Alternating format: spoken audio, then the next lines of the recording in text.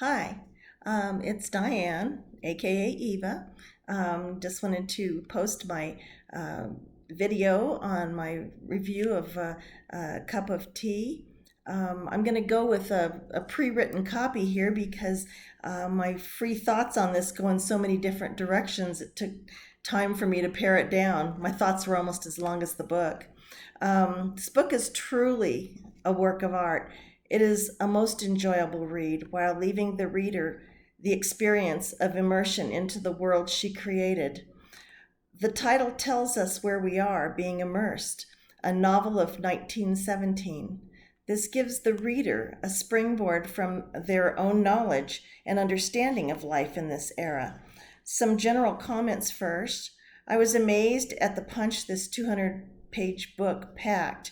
It comes through in many aspects of the story through choices the reader made, starting with the characterization. The writer provides us with a diversity of characterization, starting with the protagonist, Eleanor, quickly contrasting her brief introduction with the life of Rosemary Fell. As the story unfolds, the reader begins to suspect what is first seen as a privileged privileged life may be actually a curse. We see the contrast of Rosemary to Eleanor as to how they approach life. Rosemary in what appears to be a more superficial fashion, Eleanor with the day-to-day grit of what she has to do to get by.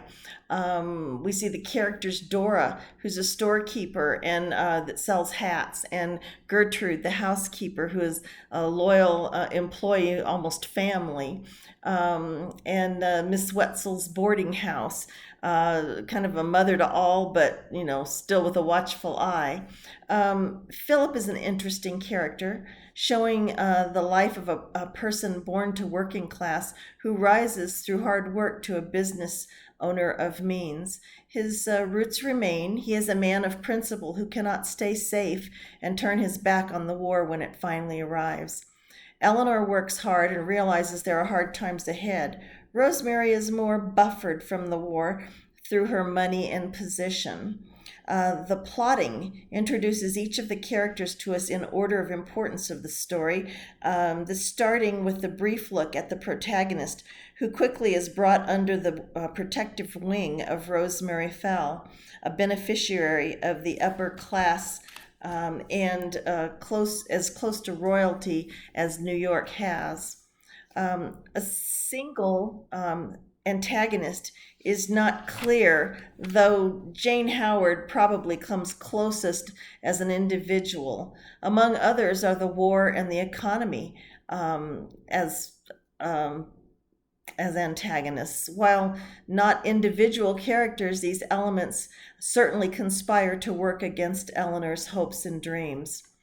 With this cast of characters, third person omniscient point of view works well. The reader is above watching the thread in the story being woven together by unseen storytellers.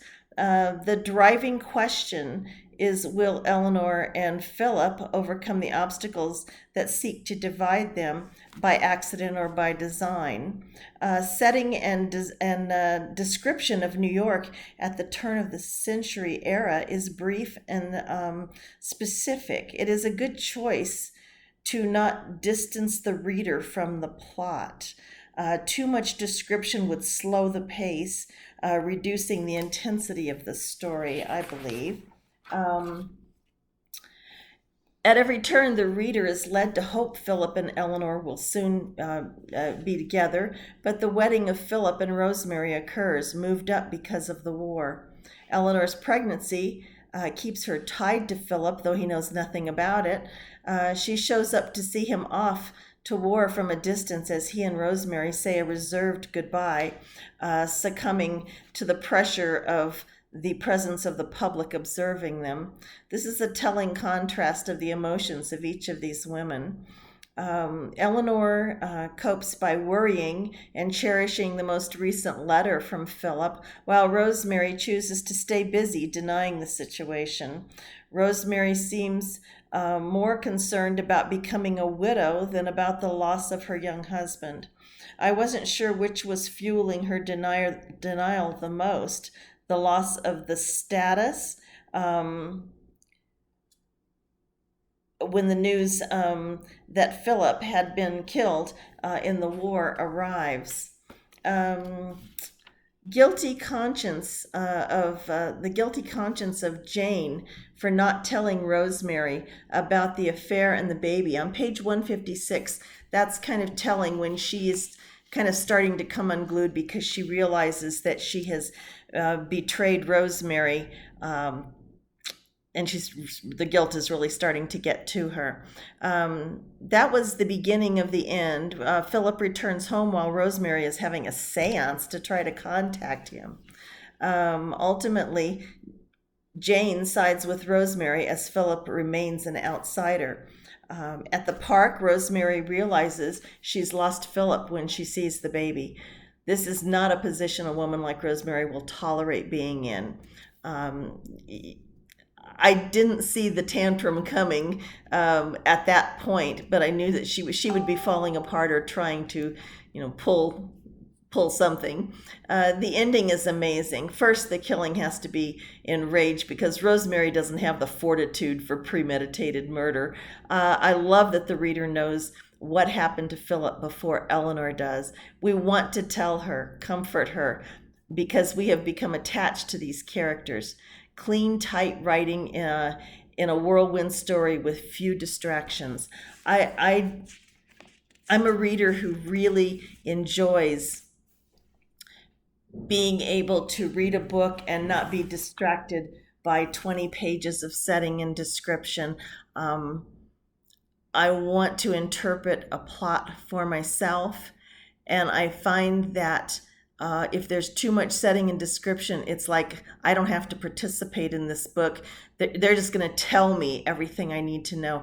I love the fact that that Amy Ephron's writing asks me to step in and be an active participant by interpreting the events as they go along, but she still keeps the reader close, and I really enjoyed that. I'm not sure if the rest of her books are this way because I haven't read any other books but this one. I wasn't familiar with her writing, though I'm familiar with Nora.